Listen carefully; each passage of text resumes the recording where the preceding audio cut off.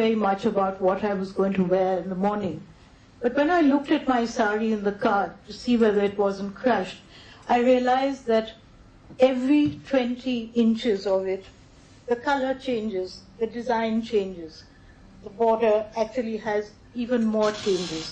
This is something, again, that no machine can replicate, except at a huge price, where you would have to produce thousands of meters in order to make it cost effective.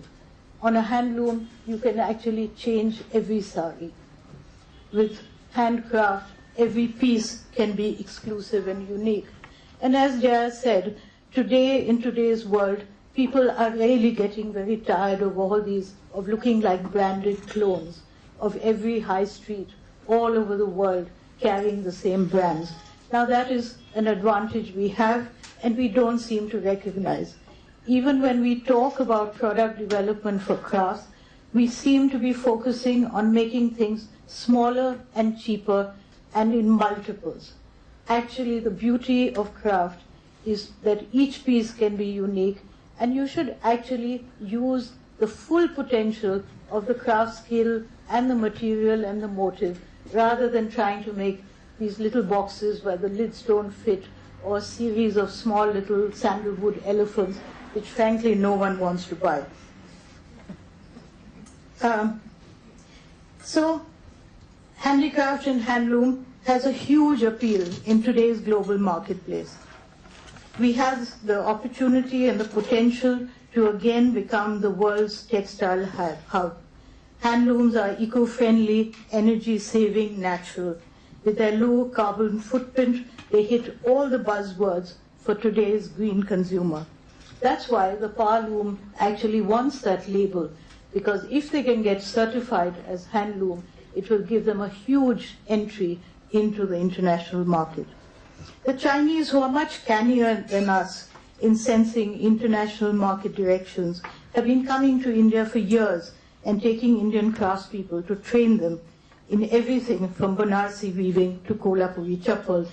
I don't know whether all of you know that most of the bangles and bindis in India today come from China.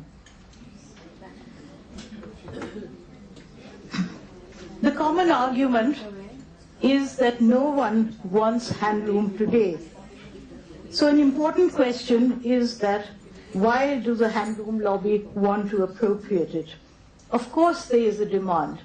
It's really ironic that today all over India people are asking for handloom. Ask designers like Ritu Kumar, Anokhi and Niru Kumar, whose whole careers are built on handloom. The problem is not that people don't want it, they can't get enough because people have not invested in the production and the credit and the capacity building of craftspeople and weavers. Stores like Bandhej and Anokhi and Fab India, or Sanjay Garg of Raw Mango and Bapaditya Biswas of Bailu, who only sell handloom saris. When they recently had an exhibition in Singapore, buyers flew in from Australia and Malaysia to buy their products and apparently were queuing outside the store from 8 o'clock in the morning. E-marketing portals for saris are springing all over. Of course, we need to be careful that handloom should not become too elitist and expensive. There are hundreds of local weaves and weavers who need to be invested in. So what can the Aam Aurat, not that all of you quite fit that category, do to prevent this from happening? Handloom is a potential global force. It's also a part of our cultural DNA. Both factors mean that it would be suicide to think of India without it. How can we help change this? One, of course, very simple and quite fun, is to buy saris and wear them. It's not a huge sacrifice, as we look so much better than in those ghastly little black dresses. The second is promote them, demand them, create awareness about them, and help bring the products of handloom weavers and craftspeople back into the mainstream market. Craftspeople can't afford the real estate and advertising costs themselves, and today's potential customers don't want to go traipsing into rural India. So add your voices and authority to those that are asking the government for the investment and development of the sector and a sorting out of the bottlenecks that block access to appropriate raw material, credit, storage facilities, marketing linkages. I don't think the government really knows how to tackle this sector. As Jaya said, they live in a time warp, and they're still thinking in terms of giving, sort of helping. We don't want them to do that. We don't want them to run the projects or to think of cluster development as something that is facilitated by them. We just want them to be the catalyst, to be the encourager, and to allow this freedom. We also need to open their eyes and minds to the fact that yes, there is an audience, there is a potential both nationally and internationally for handlooms. When we started, a group of us started this campaign recently for Handloom, a bureaucrat in one of the ministries told me that his daughter showed him the online petition, and he was totally stunned that in 5 days about 17,000 people had signed up. And he said, but social media is full of young people. What do they want with Handloom? And of course they do. Another very important thing that all of us need to do is push the point that weavers are skilled professionals and should be treated as such. They are artists and professionals with skills that the rest of the world lacks and which should be invested in, like any other sector of the economy.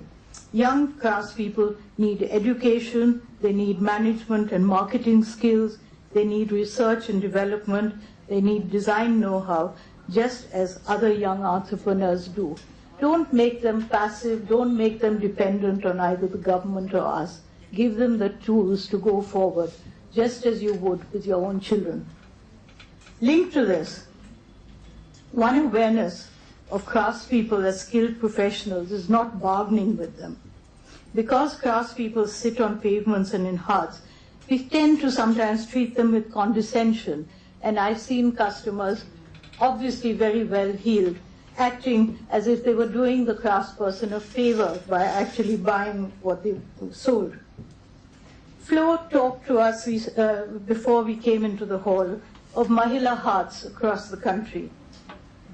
And of course women need their own access to urban markets. But marketing, I would caution you, is the last of a series of processes. And it's important not to put the cart before the horse.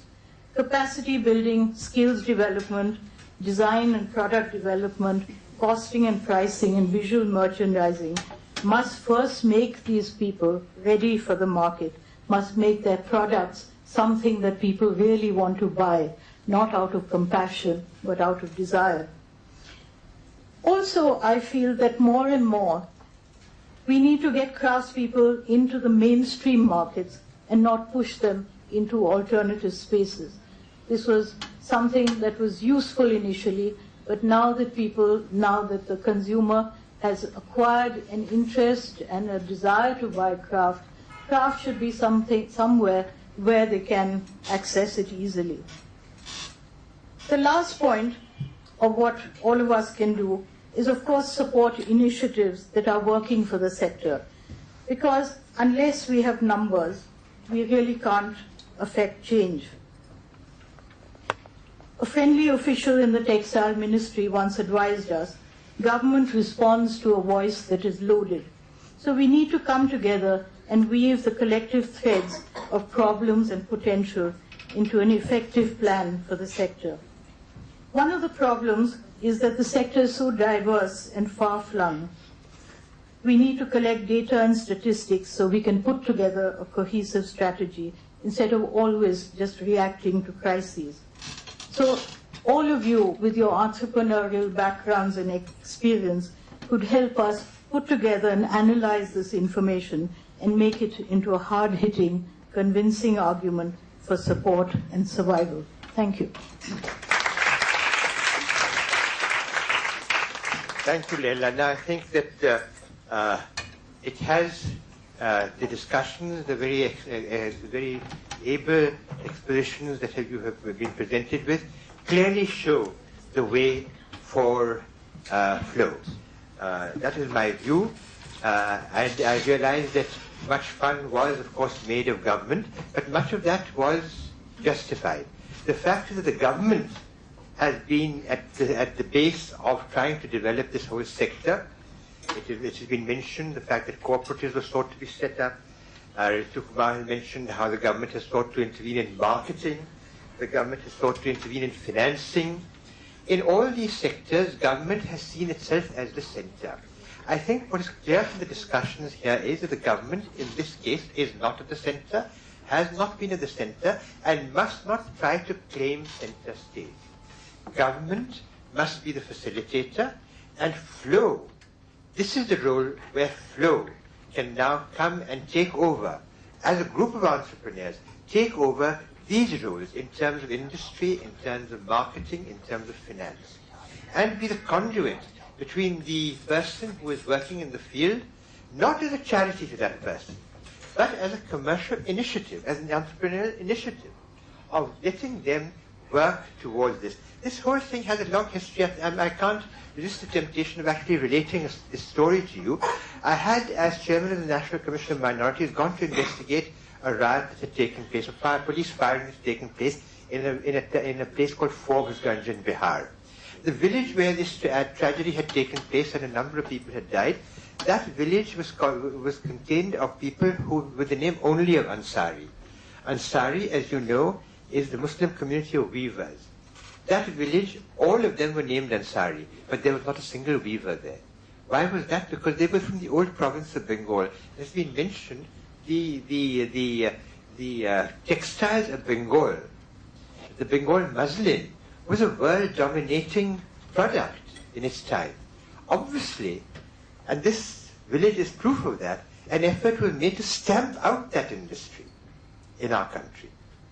Now, after so many years of independence and freedom, we have not been able to revive that dominance, the dominance of world textiles, which was our heritage, which has been mentioned over here by all our speakers. This potential now must come, this initiative must come from among the women themselves, the women and men, of course, but the women, because as I mentioned and has been discussed, they are at the core of this, and an organization like Flow. And I think that this is an initiative of which FICCI can come to be proud in later years, but this is an initiative which we must take. And now we can open this up for discussion, and we can have specific discussions on various aspects of the revival. What we are talking of is the rejuvenation of a very rich heritage, which is under threat at present. But thanks to the work of so many people, many of whom are sitting on the stage, is still very much alive and still vibrant. It only needs a little push, a little better organization to actually take its proper place in the world, in the world industry. And by that I'm not implying that the market is the world, but the position of India in the world is dependent on our own markets. So thank you very much.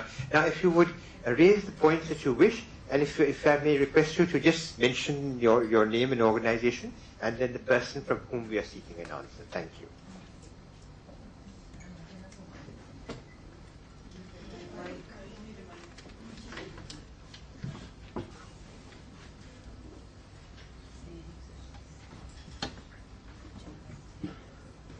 My question would be jointly to Jaya and Laila. And everybody talked about how Indian textiles should be unique and how we can preserve these skills, because we have been, a big player. So when we talk about preserving a skill set, we have to also understand that, firstly, we all have to understand that craft is not something bechara and just a souvenir.